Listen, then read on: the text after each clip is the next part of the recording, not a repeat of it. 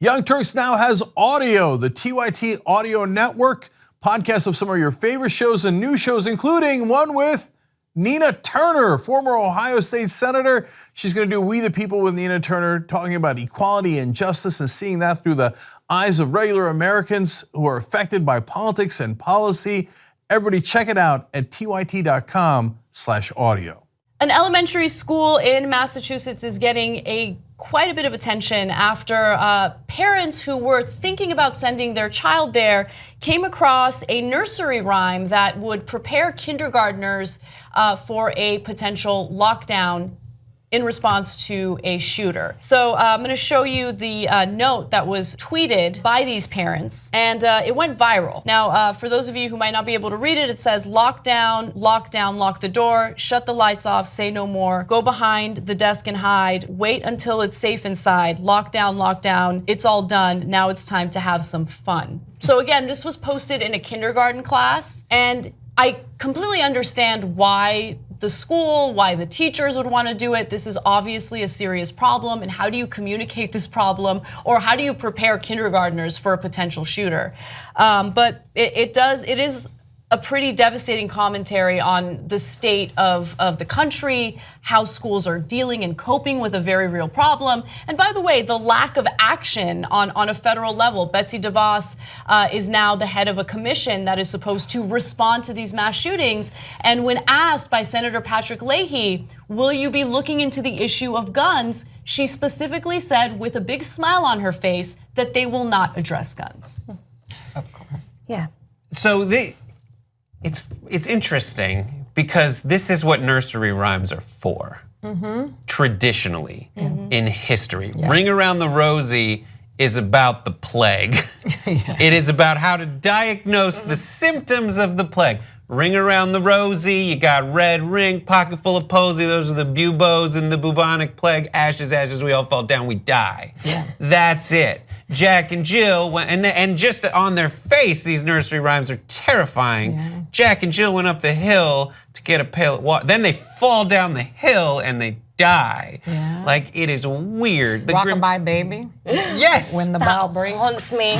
Oh wow, I never really thought, I've never done an analysis on these nursery rhymes. The worst. Well, as a parent, you're like, what am I singing to my baby? Like, the baby. First of all, it's like between that and Disney movies. Every mother trying to kill, stepmother trying to kill a child, and you know, dead somebody, and yeah. Did you see that? The Beauty and the Beast and its pro-bestiality message. Oh, yeah. Interspecies mating is great. But you know what? Frozen cocaine's coming out of her hands. Frozen cocaine. You're insane. But you yeah, the Ice Queen. Message, I'm the Ice Queen. You know, don't judge a book by its cover. There might be real beauty inside. That is beautiful. But listen, you know what? People, I went online and I looked at some of the responses to this. You know, when I think about it, I think about Sandy Hook. Those little kids did not have access to anything that was preparing them for murder, because they were not prepared, because they shouldn't have to be. But when I saw all the outrage about these nursery rhymes, you know what? Why don't you be outraged about these homegrown terrorists that are the reason why these children, why we've had to update the nursery rhymes to address mass shootings, which are now a reality that we all have to deal with. As a grown-up, I go into a movie theater. I was in the movie theater nervous because I thought a guy next to me, I was profiling a white dude sitting next to me. I thought he had a gun. I was like, he's by himself. I can't do movie theaters anymore either. It makes me nervous. So imagine a 5-year-old not having the basic information about, and unfortunately, this is how you program children through music, you know, and how you program them to learn things that, you know, you got to get them programmed to understand what they are supposed to do if somebody goes in their classroom with a gun. Well, we got to stop. We got to stop coddling these murderers. It's funny because I oftentimes will do like a comparative analysis of how Americans prepare children for, you know, pretty devastating things, adult problems and difficult concepts to understand. And then I think about like how my parents prepared me for things, or how Armenian parents traditionally will prepare their parents. Yes. No. Okay, Anahit, listen. People come to school, they have gun, they try to kill you. So I give you gun, and no. But my mom never tried to like rhyme or do something cutesy with anything. Yeah.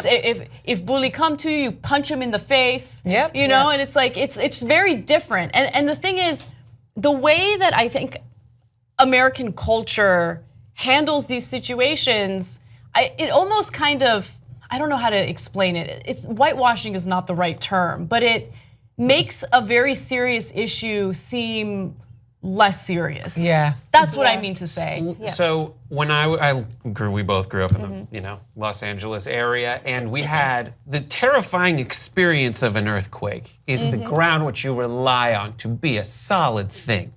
Just suddenly effing with you, shaking all around. And so the way they prepared us, we had drills, of course, but they also had the shaky quakey bus, which was a hydraulically fitted van that parks at your school, and it's room B goes down. It's time for your shaky squeaky bus. And Yogi Bear is like, hey, boo-boo, what do you do in case of an emergency? Goodness. And they have shells. Only in America, yeah, honestly. And it's like this. The hydraulics shake, and this is a 5-point earthquake. Here's a 6-point earthquake. But what else? I mean, what else are you supposed to do? You're right. Yeah, you're right. This is true. There isn't really much you can do. I mean, this is Donald Trump's America, isn't it? So that's what we're looking at right now. It was also Obama's America too, yeah, though. This is And it gets worse every year. There's no question about that. It happens more often now that we're mass shooters know. There's nothing's going to be done about this. They have mental health issues themselves, which, by the way, I do believe needs to be addressed. But it's not just mental health issues; it's also guns. I'm sorry, I totally interrupted you. But yeah, no, that's fine. I think we put it down to mental health issues, or just, if it's a school, yes, it's, I want to kill a bunch of kids. If it's the church that where a bunch of, people of color, black people got shot, it was racism. So, and they always put it down to mental health. When it's a white guy, it's mental health. Right. When it's a black guy or a brown guy, it's a totally different scene. I mean, even down to the way that there was recently that cop that drove into the guy who was running off, the black guy that was running off. Georgia. Yeah, that's what happened the day before yesterday or something like that. And even there, that was again just profiling this poor black boy. If it had been then that white cop would never have got another job. If he'd been black. So that again, like look at the situations and how they play out. It's just the same. The next county he over. Did. Yeah. And because he's a nice boy and we knew him when he was a little boy. I mean, like, what does that even mean? Right. There's a ton of people I know when they were little, and now I know them now. It's like I wouldn't have anything to do with them. So. What did that do knowing them as a kid? I know. I knew him as a kid. He's lovely. Somebody knew Jeffrey Dahmer as a kid, right? Somebody knew Ted Bundy as a kid. And then specifically to the issue of guns in school, Nancy DeVos, did you see that? There was a moment when Nancy DeVos went in a hearing before Senator Leahy, and Leahy was like, so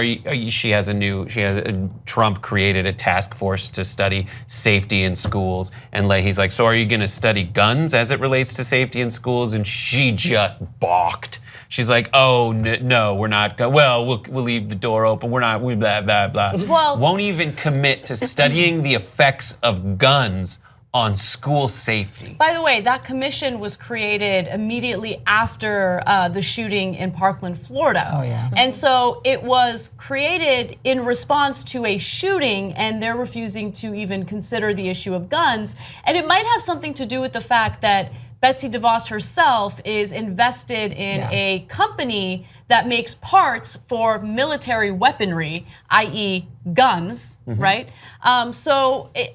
And by the way, you were incorrect about one thing. As she was answering, she didn't have a serious look on her face. She had a smile as she's telling Leahy, no, we will not be looking at the issue of guns. She thinks that smiling while she's saying something incredibly stupid somehow masks the stupidity of her statement. I mean, it's unbelievable. But of course they're not going to do something about it. And it will continue to be an issue. We need to get more active politically. Yes. And that is really the only hope that we have. Please get involved in your local elections. Be involved in the general election as well. But more importantly, the primaries matter. They matter a lot. Yeah. And don't leave it to the last minute where you do have an option between the lesser of two evils. Great ways to follow the Young Turks. One is ring the bell on YouTube. The other is to get our new app, TYT Plus, at the App Store. Let's go do it now.